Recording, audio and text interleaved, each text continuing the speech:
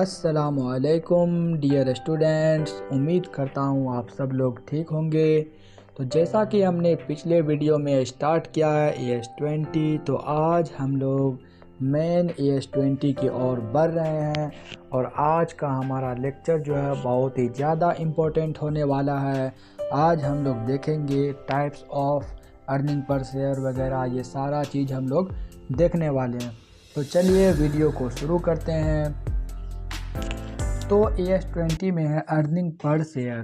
तो सबसे पहले हम लोग ये देखते हैं कि AS20 जो है ये एप्लीकेबल किस पे है। तो अब जो ये कंपनी होती है, कंपनी को दो पार्ट में डिवाइड किया गया, स्मॉल एंड मीडियम कंपनी और दूसरा नॉन SMC। एक SMC और दूसरा नॉन SMC, यानी कि जो लार्ज कंपनी है। तो जो SMC होती है, स्मॉल एंड मीडियम कंपनी, उसको जो है AS20 फुल्ली एग्जेम्प्ट है। उसको AS20 क्या फुल्ली एग्जेम्प्ट है, फॉलो नहीं करना पड़ता है। और जो SMC कंपनी है, नॉन SMC कंपनी है, उसको AS20 फॉलो करना पड़ता है। उसी तरीक़ा से जो है एंटिटी को भी 4 लेवल में बांटा गया। जो एंटिटी होती है उसको भी 4 लेवल में बांटा गया है, जिसमें है लेवल 1 एंटिटी, जिसमें होती है लेवल 1 एंटिटी, और फिर आती है लेवल 2, 3, 4, ये सारी एंटिटी आती है।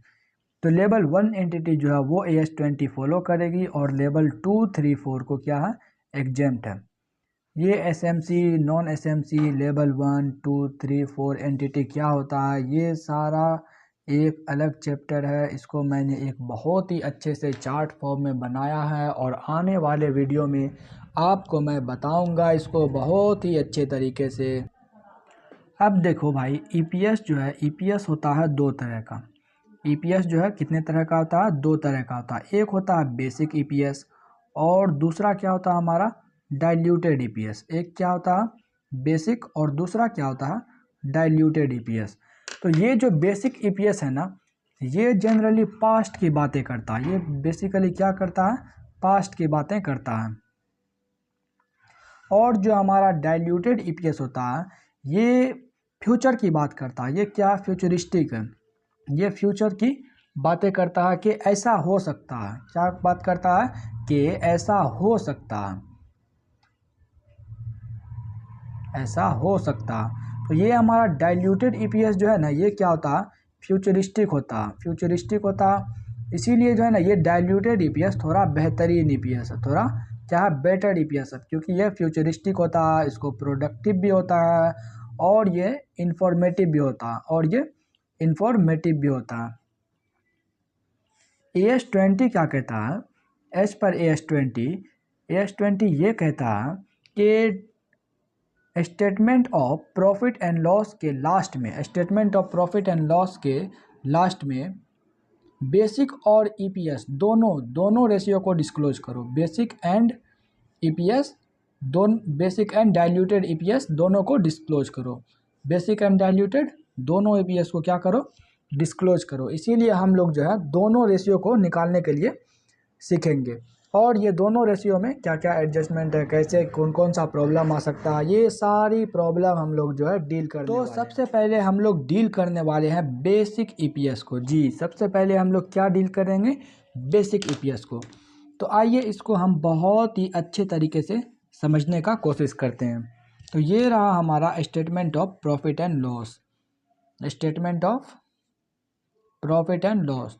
तो इसमें क्या होता है, सबसे पहले हम लोग इनकम लिखते हैं, revenue from operation, other income. फिर हम लोग लिखते हैं एक्सपेंस, एक्सपेंस में रॉ मटेरियल कंज्यूम्ड वगैरह। उसके बाद जो हमारा फाइनेंस कॉस्ट वगैरह है, ये सब जो है हम लोग यहाँ पे लिखते हैं। और फिर ये दोनों को एडजस्ट करके जो है क्या आता है हमारा, इन दोनों को एडजस्ट करने के बाद आता है profit before exceptional and extra ordinary item, यही आता है। और एक्सेप्शनल और एक्स्ट्रा ऑर्डिनरी आइटम को अगर हम एडजस्ट कर दें, अगर इसको हम एडजस्ट कर दें एक्स्ट्रा ऑर्डिनरी आइटम को, तो हमारा आ जाएगा क्या, प्रॉफिट बिफोर टैक्स। हमारा आ जाएगा प्रॉफिट बिफोर टैक्स। और इसमें से अगर लेस कर दें हम टैक्स को, तो ये आ जाएगा हमारा प्रॉफिट आफ्टर टैक्स। अब मुद्दा ये आता है कि ये जो प्रॉफिट आया हमारा, ये किसको मिलेगा, ये वाला जो प्रॉफिट है ये किसको मिलेगा। तो जो पैसा लगाया है उसको मिलेगा। तो पैसा कौन कौन लगाया था, तो पैसा तो हम कुछ बोरोइंग से भी लिए थे, उधार वगैरह लिए थे, और कुछ मान लो डिबेंचर होल्डर वगैरह था उनसे उठाए थे, और फिर प्रेफरेंस शेयर होल्डर वालों से लिए थे, और फिर इक्विटी शेयर होल्डर वालों से लिए थे। इन तीनों से पैसा लिए थे, तो क्या इन तीनों को प्रॉफिट बटेगा? नहीं। देखो ये जो फाइनेंस कॉस्ट है ना, एक्चुअली इसमें डिवेंचर कॉस्ट, जो इंटरेस्ट वगैरह होता है, ये सारा कॉस्ट जो है इंक्लूड होता। तो ये तो ऑलरेडी हम ये बोरोइंग और डिवेंचर होल्डर वाले को पे कर रखे हैं। तो अब जो है ये जो प्रॉफिट है ये सिर्फ और सिर्फ किसको बिलोंग करता है? प्रेफरेंस शेयर होल्डर वालों को और इक्विटी शेयर होल्डर वालों को। इसको क्यों नहीं बिलोंग करेगा, बोरोइंग और डिवेंचर होल्डर वाले को? क्योंकि पहले ही इसको जो है पे कर चुके हैं हम लोग। तो ये प्रॉफिट किसको जाएगा? इक्विटी शेयर होल्डर वाले को और प्रेफरेंस शेयर होल्डर वाले को। अब जो AS20 में हम लोग पढ़ रहे हैं ना, earning per share, earning per share, तो यहाँ पे इस शेयर का मतलब जो है ना, यहाँ पे इस शेयर का बात हो रहा इक्विटी शेयर। यहाँ पे इस शेयर का मतलब क्या? Equity share. क्यों equity share? AS20 equity share को ही क्यों बोल रहा? क्योंकि स्टॉक मार्केट में इक्विटी शेयर ही बिकता है। क्योंकि स्टॉक मार्केट में जो है इक्विटी शेयर ही बिकता है। तो इन्वेस्टर को किस चीज़ के बारे में जानना होगा? हाँ, आप ही सोचिए, अगर स्टॉक मार्केट में इक्विटी शेयर बिक रहा तो इन्वेस्टर तो इक्विटी शेयर के बारे ही में ना जानेंगे। तो इन्वेस्टर को इक्विटी शेयर का प्राइस या फिर उसका EPS के बारे में जानना हो, तो हेंस इन्वेस्टर को इक्विटी शेयर के बारे में जानना है।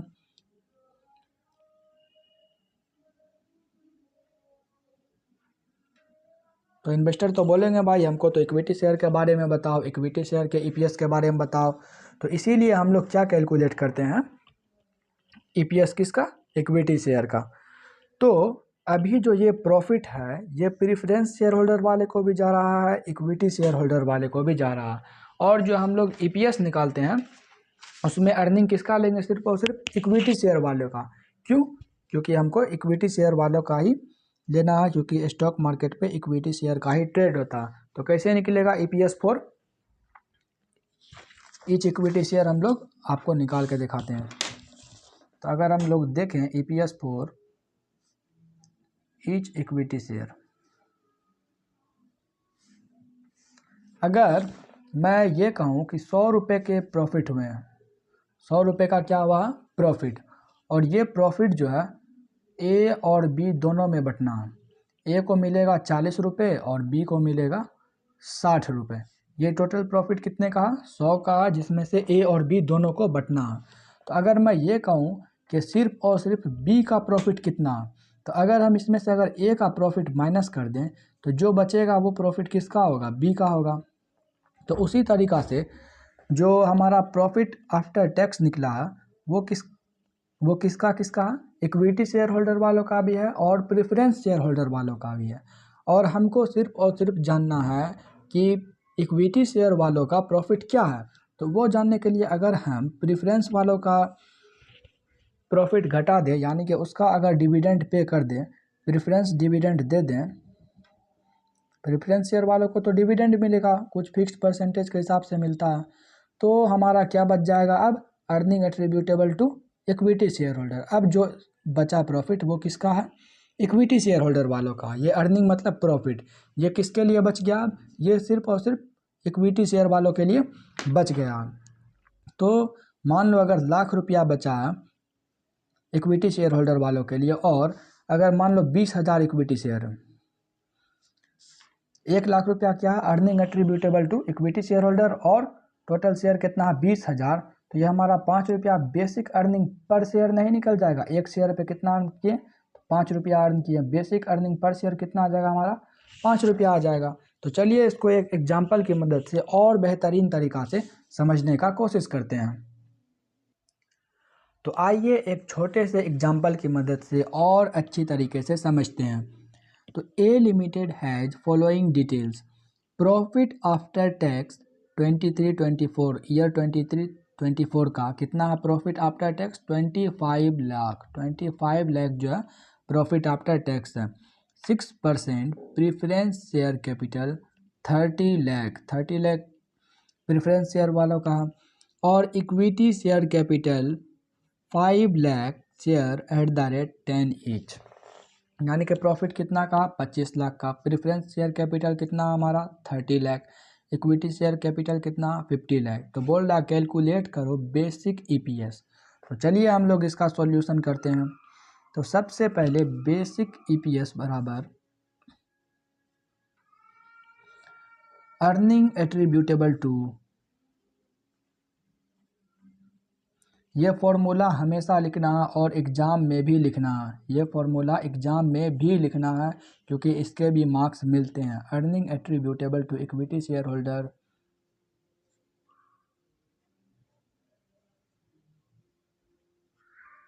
बाय वेटेड एवरेज वर्ड पे ध्यान देना, वेटेड एवरेज ऑफ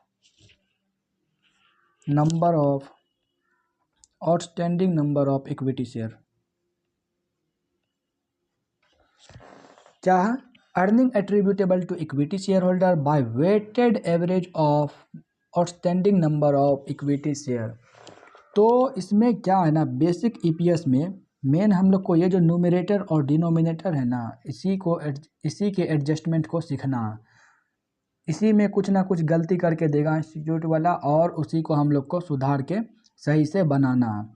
तो अभी हम लोग जो है न्यूमरेटर की बात करेंगे। डिनोमिनेटर को मैं बहुत ही आसान तरीक़ा से लिख दूंगा, बस उसको छाप देना। लेकिन हम लोग जो है न्यूमरेटर को अभी अलग अलग तरीक़ा से समझेंगे। एक बार न्यूमरेटर समझ गए फिर डिनोमिनेटर को भी बहुत ही अच्छे तरीक़ा से समझेंगे, अलग अलग सम्स करके इसको समझेंगे। तो क्या था, calculate basic EPS. Basic EPS में क्या, earning attributable to equity share holder. तो चलो सबसे पहले हम लोग वर्किंग नोट 1 बनाते हैं। वर्किंग नोट 1 में क्या, calculation of earning attributable to equity share holder. आप ऐसे भी लिख सकते हैं, इसका शॉर्ट फॉर्म भी लिख सकते हैं अलावा। तो सबसे पहले देखो PAT, profit after tax. Profit after tax कितना दिया हुआ, 25 लाख। इसमें से क्या माइनस करना हमको, इसमें से हमको माइनस करना है प्रेफरेंस का डिविडेंड। प्रेफरेंस वालों को जो डिविडेंड देना है उसको माइनस कर दो।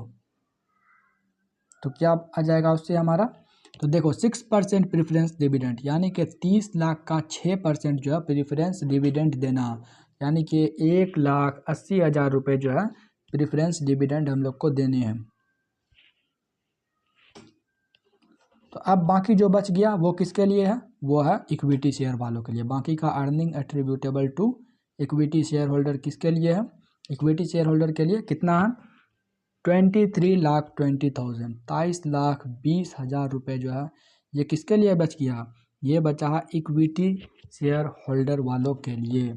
तो अब यहाँ पे देखो बेसिक ईपीएस में earning attributable to equity share holder कितना है, 23,20,000 upon weighted average of outstanding number of equity share. कितना इक्विटी शेयर हमारे पास, 5 लाख।